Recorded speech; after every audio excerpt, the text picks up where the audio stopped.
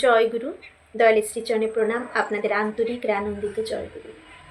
আজকের যে আলোচ্য বিষয়, যে আচার্যদেব গ্যারান্টি দিয়ে বললেন যে এভাবে চললে বা এই কাজটি করলে মৃত্যু আমাদের ছুঁতে পারে না।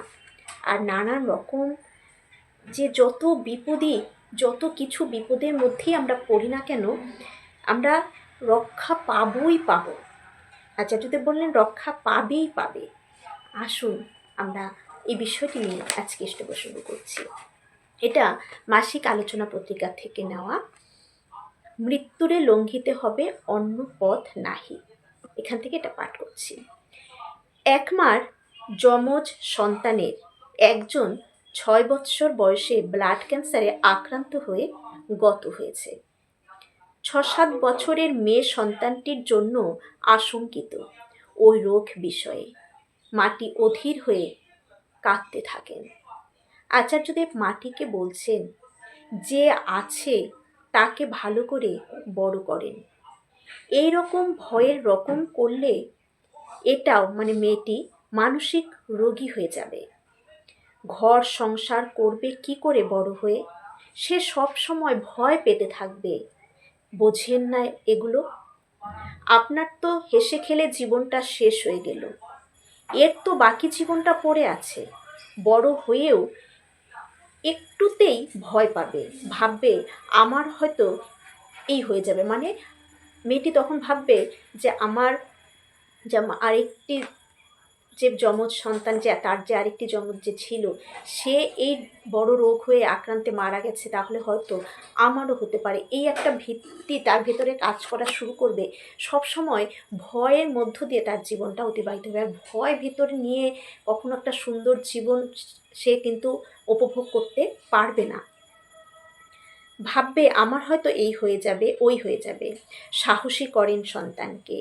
একটা গেল তো কি হয়েছে, ওই মা এ যেন সুস্থ থাকে।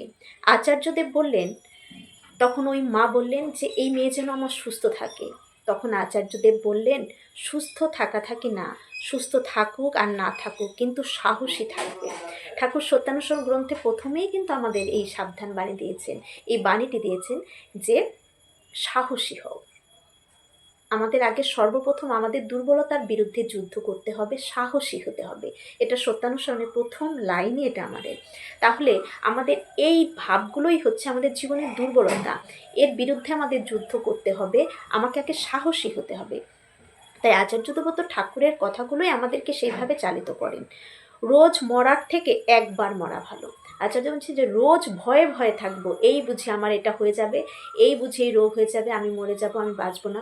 তাহলে রোজ আমি মরছি, রোজ আতঙ্কের মধ্য দিয়ে মরে যাচ্ছি। জীবনটাকে এত সুন্দর একটা যে জীবন লাভ করেছি, তার সেই উপভোগটাই আমি জীবনে করতে পারছি না যদি ভয় নিয়ে আমি এগোতে থাকি। তাহলে ওই একদিন তো জন্ম যখন নিয়েছে, একদিন আমাদের মরতেই হবে। তাই ওই একদিন মরাটাই ভালো, রোজ না মরে। রোজ ভয় পেয়ে রোজ মরার কি আছে? কখনো এই রকম অবস্থায় ফেলতে নেই সন্তানকে যে রোজ তুই ভয় পাস। আমাদের এই অভিভাবকদের কিন্তু এগুলো খুব ভাবনার বিষয়, এইগুলো মেনে চলা খুবই উচিত। তোর বুঝি এই হবে, এই রকম অবস্থায় ও বাঁচবে কি? এক যুবককে ডাক্তার কি একটা অসুখের কথা বলেছে, তাতে তার ভীতিজনক অবসাদ। আচার্যদেব তাকে সাহস দিয়ে বলছেন, কারো পা থাকে না, কারো চোখ অন্ধ, সে কি জীবনে বাঁচে না? তোর তো আস্ত শরীর, কিছু একটা রোগ হয়েছে, সেটার জন্য তোকে জীবনভর কিছু একটা কায়দা বাচনের মধ্যে থাকতে হবে। এটা ডাক্তার বলেছে, ঘাবড়াবি না, যুদ্ধ করে বেঁচে থাকবি। যা, জীবনটা আমাদের যুদ্ধ, জীবনে কিন্তু আমাদের যুদ্ধ করেই বেঁচে থাকতে হবে। তাই একটা গোটা শরীর আমরা পেয়েছি, এখানে তো রোগ অসুবিধা প্রবলেম জীবনে হতেই পারে, কিন্তু ওটা নিয়ে যদি জীবনে আমরা ওই ঘাবড়ে যাই, ভয়ে ভয়ে নিত্যদিন কাটাই, তাহলে তো জীবনটাকে উপভোগ করতে পারলাম না। আচার্যদেব বলছে প্রত্যেকটা জীবনকে উপভোগ করতে, এবং জীবনের যা জন্য আমরা জীবন লাভ করেছি সেই কাজের সঙ্গে যেন আমরা সর্বদা যুক্ত থাকি, তবেই কিন্তু সব কিছু থেকে আমরা রক্ষা পেতে পারবো। অপর এক যুবককে জ্যোতিষী বলেছে পরমায়ু কম, ফলে সে ভীত ত্রস্ত। আচার্যদেব তাকে বলছেন, আমি এমন মানুষ দেখেছি যাদের আর পরমায়ু নাই, তারা 4-5 বছর বেঁচেছে। আমি তাদের একটাই ফর্মুলা বলেছি, সবসময় ঠাকুরের কাজ করো, মন প্রাণ সমস্ত কিছু ঠাকুরের কাজে লাগাও, রক্ষা পাবেই পাবে। তাহলে যদি আমাদের পরম আয়ুও না থাকে, তাহলে যত বিপদই আসুক, যত মানে বড় ঝড় ঝাপটা, জীবন যখন বিপদ থাকবেই, যত কিছুর মধ্যেই আমরা বাধা আমাদের জীবনে আসুক না কেন, সব কিছু থেকে আমরা রক্ষা পাবোই পাবো। কিন্তু ওই ফর্মুলা একটি, কি ফর্মুলা? সবসময় ঠাকুরের কাজ করে যেতে হবে, মন প্রাণ সমস্ত কিছু ঠাকুরের কাজে লাগাতে হবে। এইভাবে যে জীবনটাকে ঠাকুরের চরণে যে সমর্পণ করে দিতে পারবে, সে জীবনে রক্ষা পাবেই পাবে, যত বড়ই বিপদ তার সামনে এসে দাঁড়াক না কেন, যত বড় পাহাড়ের মতন বিপদ এসে দাঁড়াক না কেন, সে রক্ষা পাবেই পাবে। এতটা জোর দিয়ে আচার্যদেব কিন্তু বললেন। ঠাকুরও কিন্তু এমন বলে গেছেন যে যে যজন যাজন ইষ্টভীতি একদম কাটায় কাটায় নিখুঁতভাবে যে করবে, সে সব অবস্থাতে রক্ষা পাবেই পাবে। তাকে কেউ কখনো কোনোভাবেই মানে নিঃশেষ করে ফেলতে পারবে না। সবসময় ঠাকুরের কথা বলবে, যাজন করবে, মানুষকে উদ্বুদ্ধ করবে, আর সময় সুযোগ হলে ঠাকুর বাড়ি চলে আসবে, তাহলেই হবে।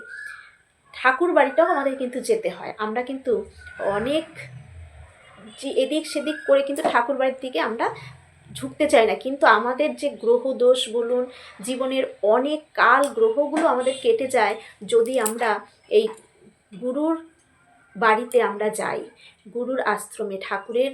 তাই কিন্তু দেওঘর ঠাকুর বাড়ি আমাদের যত বছরে তো একবার উচিত যাওয়াই, কিন্তু যত বেশি যাওয়া যাবে ততই আমাদের জীবনটা কিন্তু মসৃণ হতে থাকবে। তাই এইগুলোও করা উচিত। তার কাছে আরেকজন এলেন উত্তরবঙ্গ থেকে, বাবুল দাশগুপ্ত দাস। শারীরিক কারণে কাজকর্ম করতে পারছেন না, জানিয়ে কর্ম থেকে অব্যাহতি চাইছেন। আচার্যদেব তাকে প্রেরণাদীপ্ত বাক্যে বলছেন, তার কাজে এগোলে, যাজন দীক্ষাতে ঝাঁপিয়ে পড়লে তার দয়া প্রতি মুহূর্তে অনুভব করা যায়। কয়েকদিন আগে তিনি উত্তরবঙ্গ পরিক্রমায় গেছিলেন।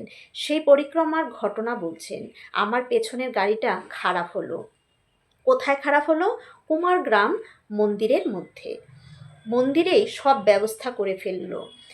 ওই গাড়ি আবার বেগরবাই করে সেটা কোথায়? দেওঘরে ঢুকে। তারপর সেই গাড়ি মেরামত করে ঠিক করে আবার সেটা দেওঘরেও পৌঁছে গেল, রাস্তায় করলো না। জড় পদার্থ মানুষ আমাদেরকে সেবা দেওয়ার জন্য উন্মুক্ত হয়ে আছে। তাহলে যে জড় পদার্থ, গাড়ির যে এটাও তো একটা জড় পদার্থ, তাহলে এই জড় পদার্থ আমাদেরকে সেবা দেওয়ার জন্য উন্মুখ হয়ে আছে। মানুষ তো থাকবেই। মানে গাড়িটা নষ্ট হলো, রাস্তায় কোনোভাবে মেরামত করে সে গাড়িটা আবার নিয়ে বেরিয়ে পড়লো, ঠিক দেওঘরেও চলে এলো, রাস্তায় কোনো বিভ্রান্ত হলো না। তাহলে আচার্যদেব বললেন জড় পদার্থ আমাদের সহায়তা করছে, তাহলে মানুষ তো করবেই।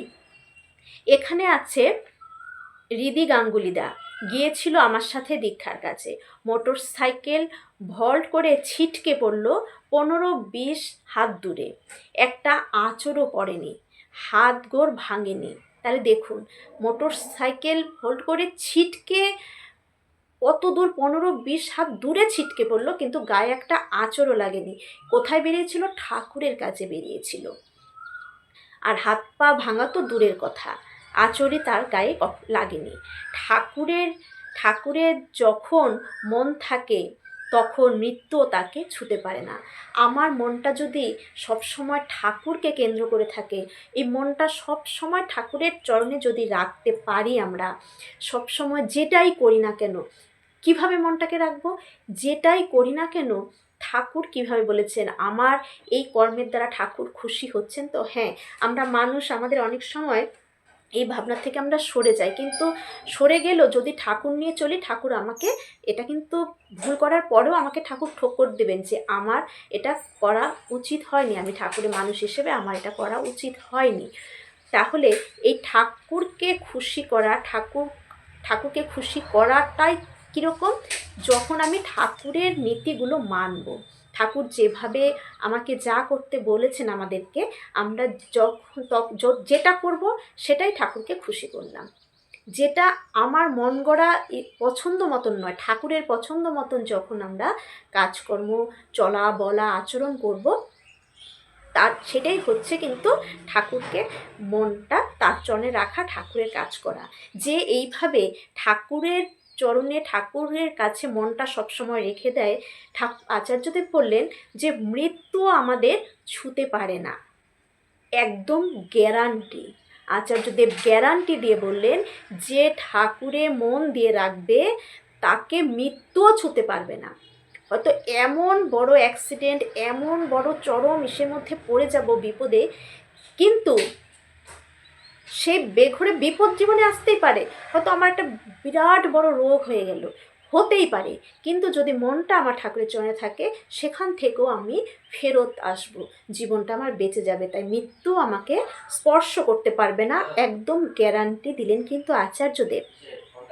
এ কথা আমি বিশ্বাস করি, আপনিও বিশ্বাস করেন। আচার্যদেব বললেন এ কথা আমি বিশ্বাস করি, আপনিও বিশ্বাস করেন। সেজন্য আমি সবাইকে বলি, আমার বাড়িতে বউ বাচ্চাদের আমি 150 বছর বাঁচব। বউ বাচ্চাদের বলি যে আমি 150 বছর বাঁচব। শরীর নিয়ে কিছু ভাবতে হবে না, গিয়ে শুরু করে দেবেন কাজ। বললেন শরীর নিয়ে ভাবতে কিছু লাগবে না, গিয়ে আপনি আপনার কাজ শুরু করে দেন, কোনো শরীর নিয়ে কিচ্ছু আপনি কিন্তু ভাববেন না।